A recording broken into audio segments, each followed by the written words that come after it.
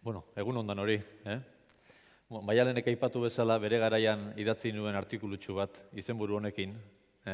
Eta nolabait eskatu zidaten jardunaldi honetarako balako hitzartze labur bat, 10-15 minutu baino ez dizkidat eskaini, beraz saiatuko naiz ahalik eta azkarren joaten, bai? Bueno, artikulu hau idazteko pizkat motivazioa edo sustatu zitzaidan halako gogoeta batetik, ez? Edo eskolan dagoen errealitate batetik abiatuta, ez? Eta da, ikasleak eta euskara. Eta gaur egun, tamalez, gehienok ikusiko duzuen bezala, eskolan ikasleek gero eta euskara gutxiago egiten dute. Izan klasean, izan eskolako espazioetan, ezta? Orduan, horri gainera gehitzen badiogu, ez? Aurrekoan Iñaki Jurrebas hori entzun nion, ez? Gaur egun hegoaldeko hiztunen 99,4 erdara nagusi den tokietan bizi dela, ikastetxeak ere egoera beran daude beraz, orduan ikastetxea dira euskararen nolabait arnasgune eta zaindu egin behar ditugu. Orduan garrantzia eman behar dugu horri, ez? Nolabait, bestela beren euskara erabiltzeko gune bakarra eskola baldin bada, behintzat eskolan ematen duten denbora hori efikaza izan dadila, ez? Hori bilatzea. Zertarako, beren hizkuntza konpetentzia behintzat, egokia, duina behintzat izan dadin euskarari dagokionez. Eskola eta euskara, bai? Ondoren Jonek hitz egingo digu hiztun osoaren kontzeptuaz, ez? Hezkuntza lege berrian ere hori aipatzen da, kurrikulumak ere hori dakar, baina nik neuk behintzat hiztun osoaren baitan bi hiztun ikusten ditut, bai? Bata hiztun kompetentea eta bestea kontzientea. Alegia, bata euskaraz zuzen egoki diskurtso bat sortzeko gai dena eta bestea kontzientea agertuko diren egoera komunikatiboetan hizkuntza hautuan eta jakintzaz jokatzen jakingo duena. Eta hori nolabait soziolinguistikaren bidetik, gero azalduko duan bezala, landu beharreko zerbait, eta tamalez gaur egun, pixkat antzu da bilena, ezta? Eta horrez gain, irakasleen figura ere ekarri nahiko nuke gaurko honetan, bai? Badagolako kezka orokor bat ere bai, eta da, eskoletan, irakasleen hizkuntza praktiketan, gero eta erdara gehiago entzuten dela. Batez ere, lankideen artean. Eta nik uste hori asko zaindu behar dugula, zeren ikasleek dena ikusten dute, dena entzuten dute, eta nola justifikatu, nola esan ikasle bati euskaraz egin behar duela, baldin eta gero zuk, zure parekoekin, ez baduzu hori egiten. Nik uste horretan ere harreta handia jarri behar dugula, irakasleok, irakaslegaren einean badugulako ardura bat, ez? Eta horregatik askotan gertatzen da gero, ez? Gero eta gehiago, ikasleek, irakaslei erdaraz. Zergatik gertatzen dau?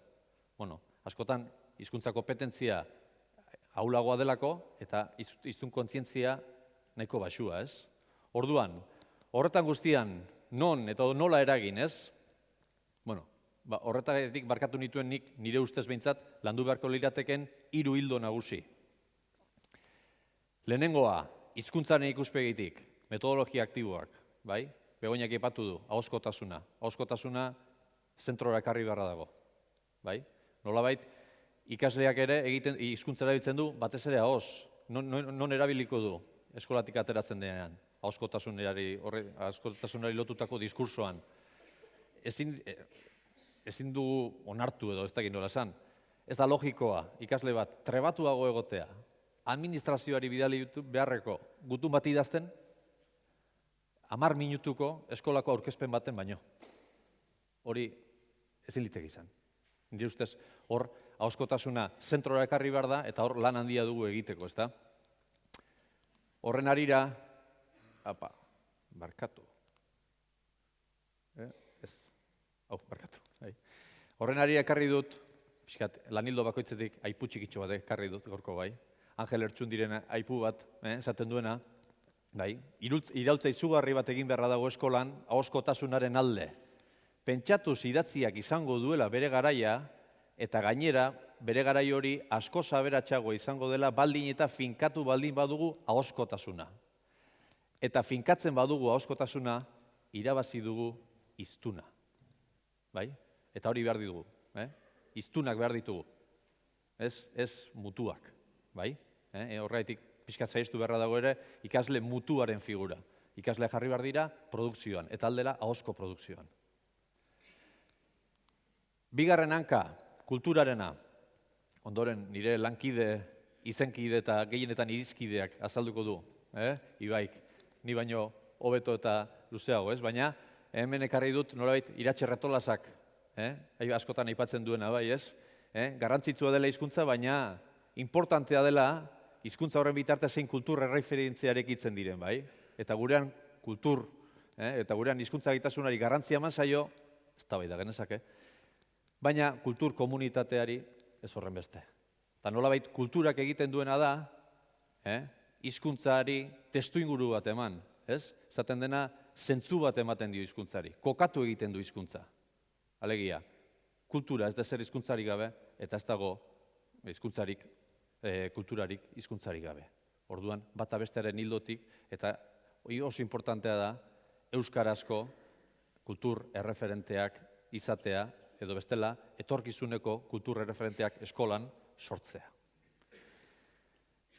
Eta, bukatzeko, hirugarren hankarekin, arrazoi bidearena edo, bintzat, alor soziolinguistikoaren edo ezagupen soziolinguistikoaren lanketa. Bai? Hau oso gutxi egiten dena. Bai? Oso gutxi egiten dena. Eta gaur egun, gizartean bizi dugun, nolabait hizkuntza desoreka honetan, alegia, ez gara kontziente, baina une oro egiten ditugu hizkuntza hautuak. Hemendik atera eta taberna batera, kafe bat eskatzeko orduan hizkuntza hautu bat egiten dugu. Eta ikasleek ere ala egiten dituzte. Eta horretaz, kontziente izan behar gara, haiek, nolabait, kontzientzia horretan ezi behar ditugu, baina horrek, nolabait, ezagupide bat dakar, eta eskolan ere lanketa bat egitea dakar berekin. Ezta? Normalean, hanka hau azaltzen dudanean Jon Sarasuaren aipu bat erabiltzen dut, baina gero islari izango dugunez, beste aipu bat erabilkarri dut gaurkoan bai. Hau da, Debagoieneko astekari batean ikasle saharar batek idatzi zuen artikulu batetik ateratako esaldia. Eta da, institutuan soziolinguistikaren ezagutza lantzeak gauza askoren gaineko hausnarketa egitea eragin dit, adibidez, hizkuntza hautua baldintzatua dela.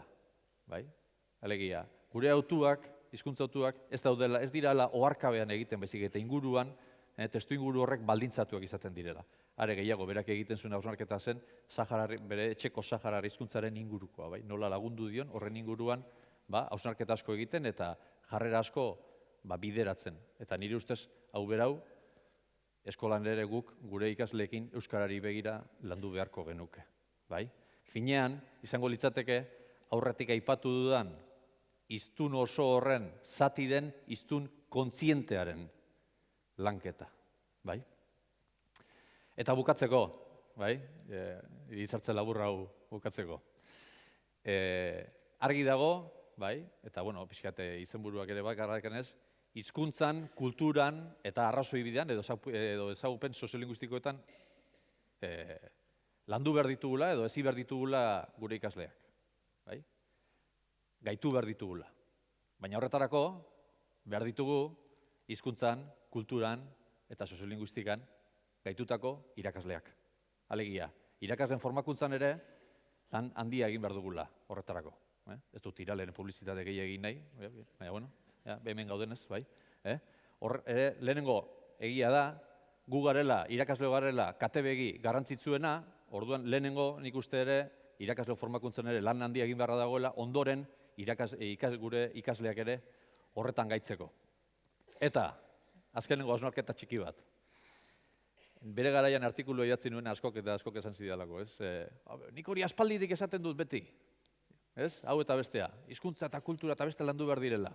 Eta seguru asko hemen denok honekin ados gaude, ezta? Orduan, hori horrela bada, nire galdera da. Zer ezain gaude? Besterik ez, eskerrik asko.